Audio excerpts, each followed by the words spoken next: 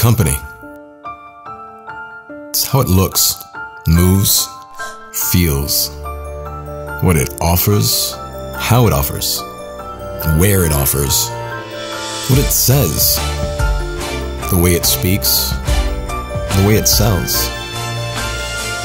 But above all, the company is a promise of value, of endurance.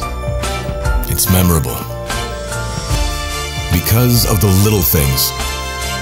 The little things that spark an idea, draw an image, craft a word, set a mindset, establish a belief.